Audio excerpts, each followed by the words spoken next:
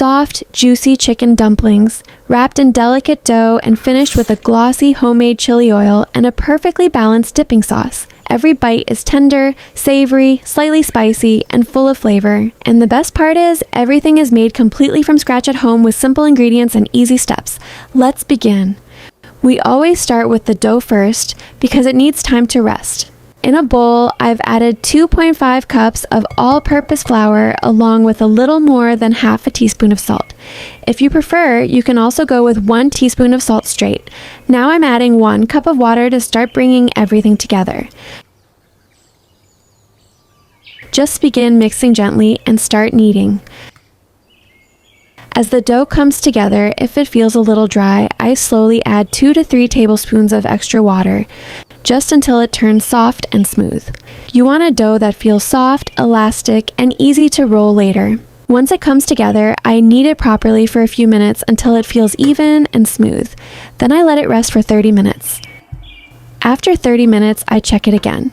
It feels softer now, more relaxed, and easier to handle. At this stage, I knead it again very lightly, just to smooth it out. Then it goes back to rest for another 15 minutes. While the dough rests, I prepare the filling, chili oil, and dipping sauce. Now let's move to the chicken filling. In a bowl, I've got 300 grams of chicken mince. First, I'm adding a 1/4 cup of chopped spring onion, half a cup of finely chopped carrot. This adds a slight sweetness and keeps the texture balanced. Then goes in 1 teaspoon of chopped ginger and 2 teaspoons of chopped garlic. Half a cup chopped capsicum, completely optional. And salt to taste. Next, I'm adding 1 tablespoon of corn flour, which helps bind everything together and keeps the filling juicy.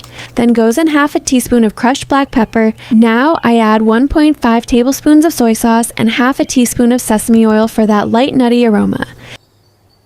Add a small splash of water, just enough to help everything combine smoothly. At this stage, I mix everything really well using my spatula. Take your time here. The goal is to make sure every bit of chicken is evenly coated. Once done, I set it aside. Now let's prepare the chili oil. In a pan, I've added half a cup of cooking oil along with a 1/4 cup sesame oil.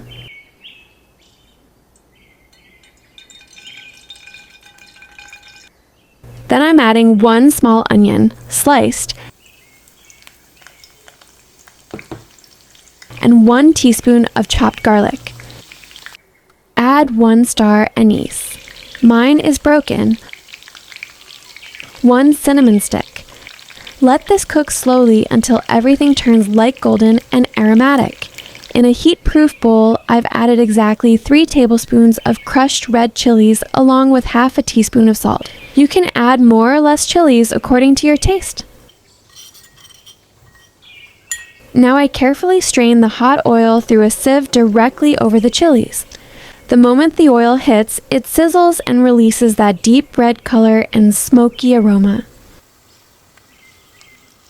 Just give it a quick mix, and the chili oil is ready, rich, spicy, and incredibly versatile. Now for the dipping sauce. In a bowl, I'm adding 1 teaspoon of chopped ginger and 1 teaspoon of chopped garlic. Then goes in a 1/4 teaspoon of crushed black pepper and half teaspoon of crushed coriander seeds. Now I add 1 tablespoon of sugar, followed by 1 tablespoon of chopped spring onions. Then 2 tablespoons of white vinegar and 2 tablespoons of prepared chili oil go in. Finally, I'm adding 2 tablespoons of light soy sauce. Just mix everything properly until it becomes smooth, glossy, and well balanced. Now coming back to the dough. It has rested well and feels soft and elastic. I lightly dust my surface with flour. Now I divide the dough into small, equal pieces. You should get around 25 balls.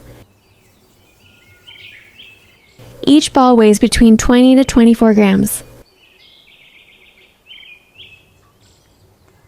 After that, each piece gets rolled out into a circle of about 4 to 4.5 inches. Try to keep them even so they cook properly later. Now I take each piece and add about 1.5 to 2 teaspoons of chicken filling in the center, brush water for proper sealing, Then I start folding it gently. You can keep it simple or create small pleats on one side for that classic dumpling look. Just make sure it is sealed properly so nothing opens while cooking. I won't lie, I'm not perfect at it either, but this folding style makes them look really neat and pretty anyway. Even if your folds aren't exactly precise, they still come out super cute. They can easily compete with anything you'd get in a restaurant. If you ever wonder where dumplings come from, it's actually a pretty cool little story. It goes back to ancient China over 1800 years ago during a freezing winter. There was a doctor named Zhang Zhongjing, and he noticed people suffering badly from the cold, especially their ears getting frostbitten. So he did something clever. He minced up lamb, added warming herbs and spices, wrapped it in dough, and shaped it like little ears. Then he boiled them and served them to people to help warm their bodies from the inside out, and that simple idea just took off. Over time, dumplings became more than medicine. They turned into comfort food, celebration food, family food. In China, they are eaten during Lunar New Year for luck and togetherness. Then they spread across Asia, becoming gyoza in Japan, momos in the Himalayas, and countless local versions everywhere else. What's beautiful is this. Every culture grabbed the same idea, something wrapped, something warm, something comforting, and made it their own. So when you're folding dumplings at home, you're not just cooking. You're actually holding a piece of history in your hands. I read all this on the internet, so if it's wrong, I'm blaming the same internet that tells me I need 10,000 steps, but also to stay in bed for productivity. Now, once all dumplings are ready, there are 2 cooking methods. First is pan cooking. I add 2 teaspoons of oil into a pan and place the dumplings in.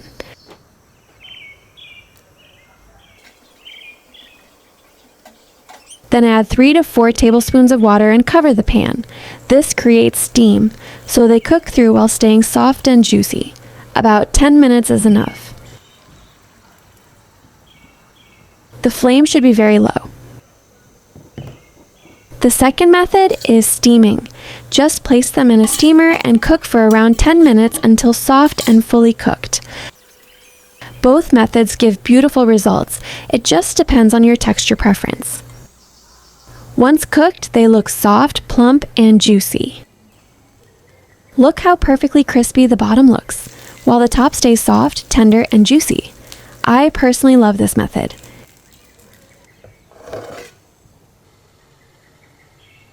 Wow, look at these cuties! Now I plate them up. A generous drizzle of that homemade chili oil goes on top.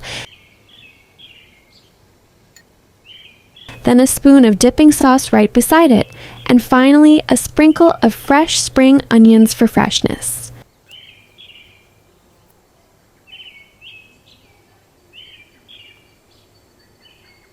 Now for that first bite, soft dough, juicy chicken filling, spicy chili oil, and tangy dipping sauce all coming together perfectly.